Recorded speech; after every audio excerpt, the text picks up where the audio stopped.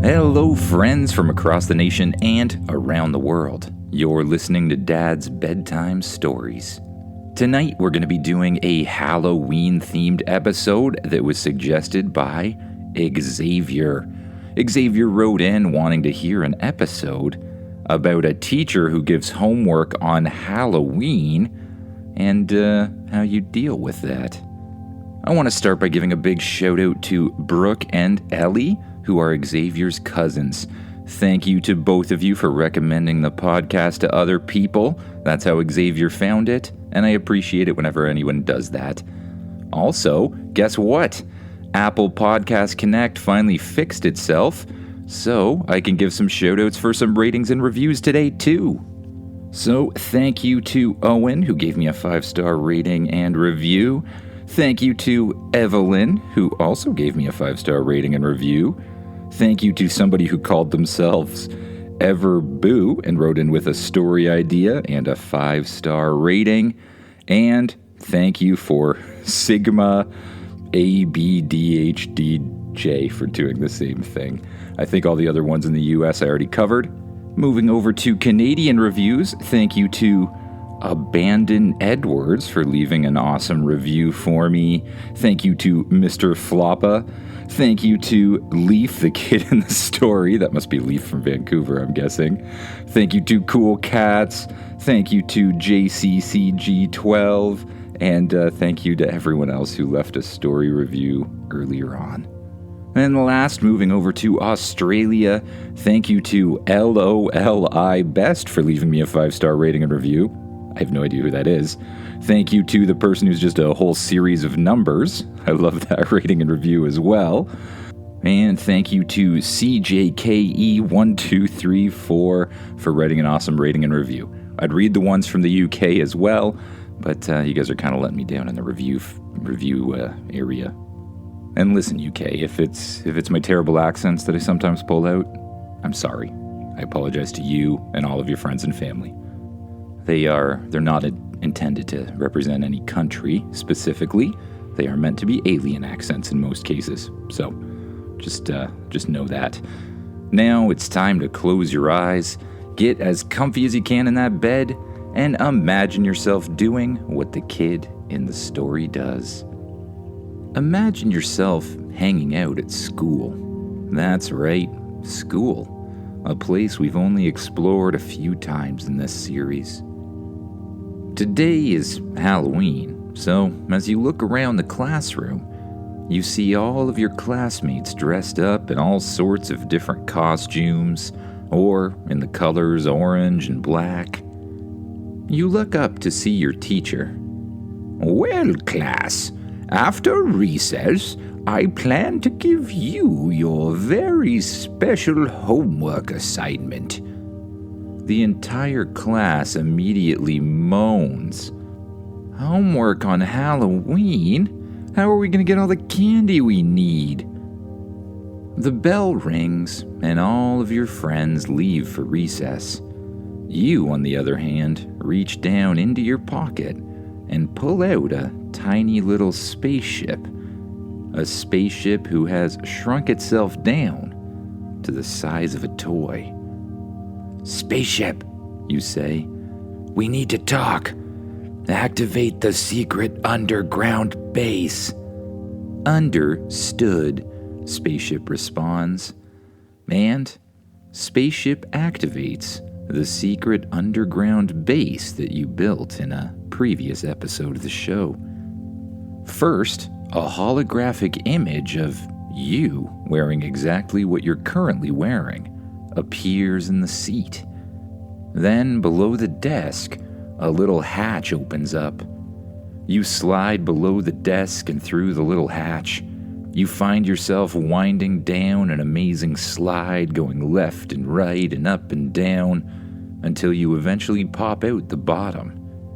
You find yourself in a pretty cool underground base, one that you haven't been to in a while, and one that's filled with all sorts of fun stuff.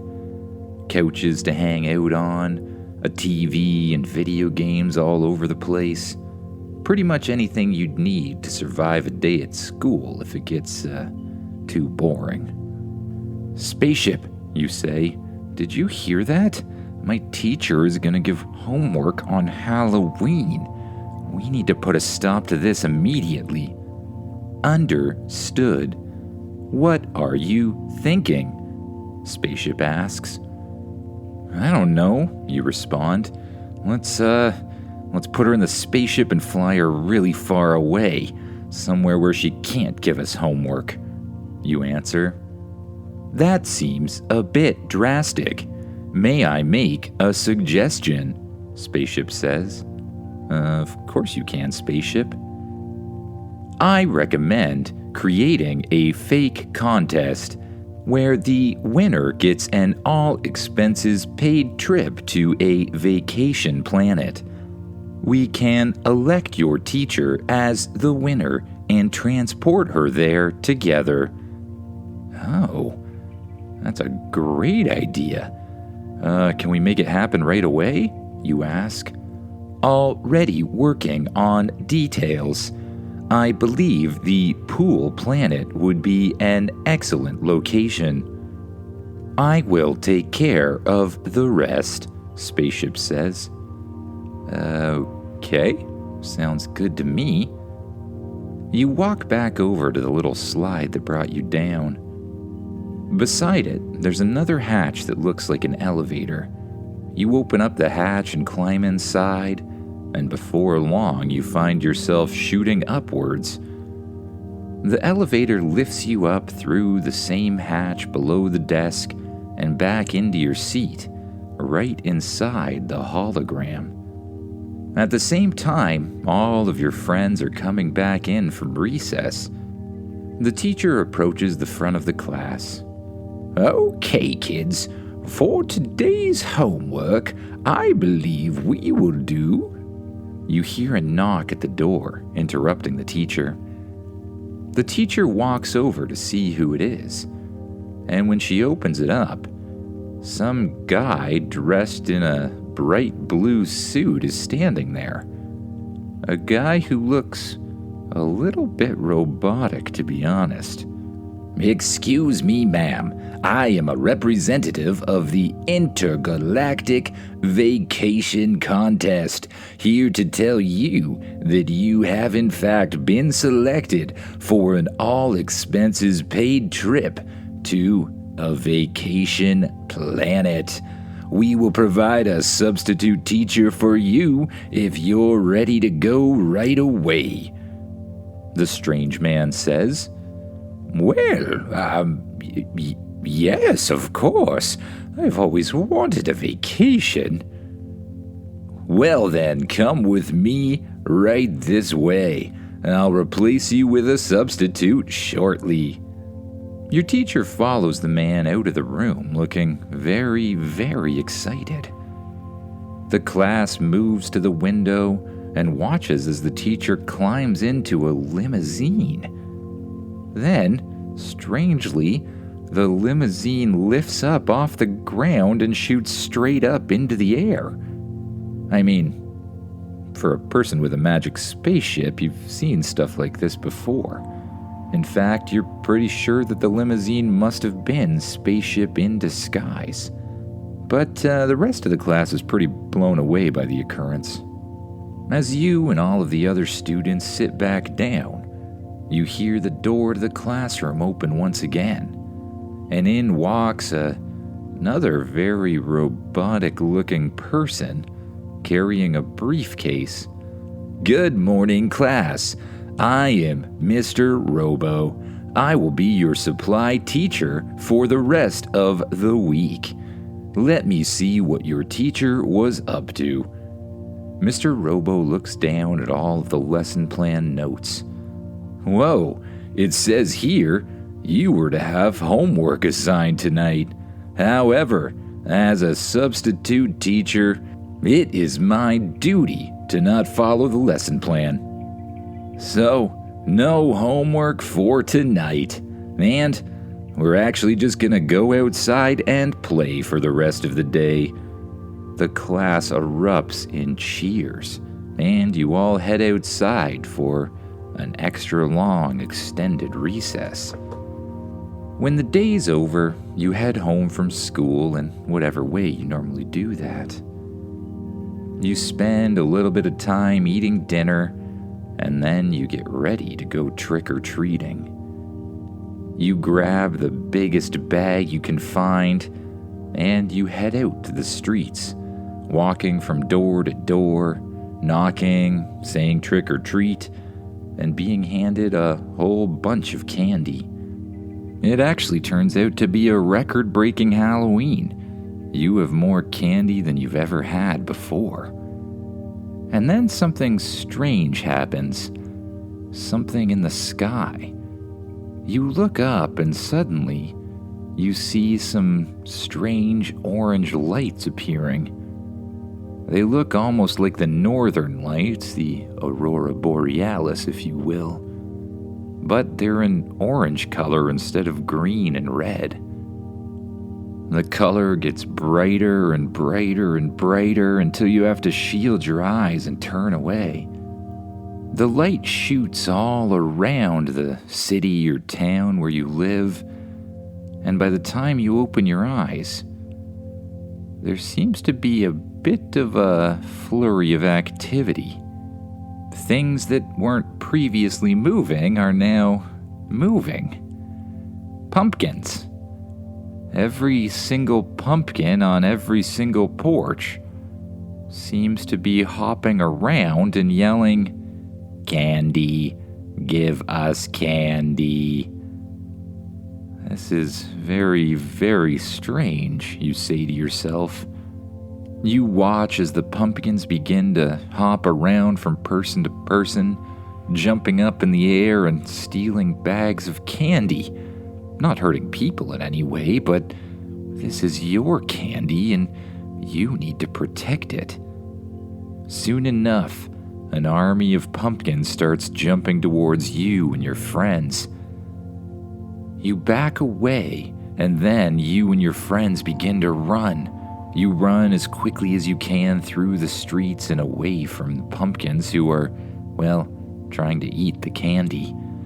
"What's going on?" one of your friends says. "I have no idea. There seem to be a bunch of pumpkins that want to eat our candy, though, and we can't let that happen. We need to get somewhere safe." Soon enough, you see your school in the distance. "Spaceship," you say to your watch. "Are you back yet? I need your help." "Understood. I will meet you shortly," Spaceship answers. You and your friends run towards the school. When you get to the doors, you try to open them up, but they're locked. All of the candy pumpkins, still following behind you, are slowly gaining ground. You start knocking on the door to the school, and then a figure appears inside. Mr. Robo. He's still in there. Mr. Robo comes to the door and opens it up. You and all of your friends run inside. "Quick, close the door," you say, slamming the door closed and locking it once again as the pumpkins finally reach it and start bouncing against it. "Thank goodness you're still here, Mr. Robo," you say. "But why are you still here?" "I have no home," Mr. Robo says. "I was designed for one purpose, to be an excellent substitute teacher."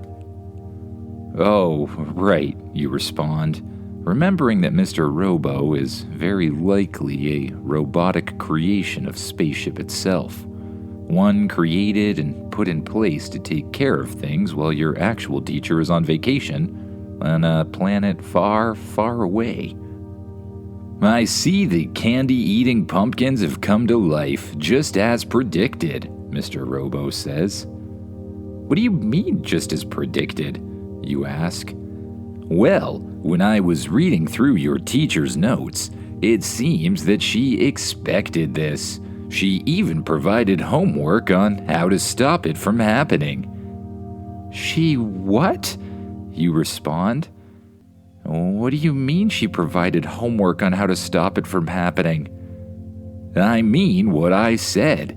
It seems your teacher is part of Earth's Wizards Council. They predicted that this event would occur and had a plan to stop it by spreading the appropriate information to all trick-or-treaters. Unfortunately, we seem to have messed up that plan. Oh, no. Maybe I should have trusted my teacher. Oh well, we can't think about that now. Do you have the work that we were supposed to do? I absolutely do, Mr. Robo responds. He opens up his briefcase and hands everyone a sheet of paper.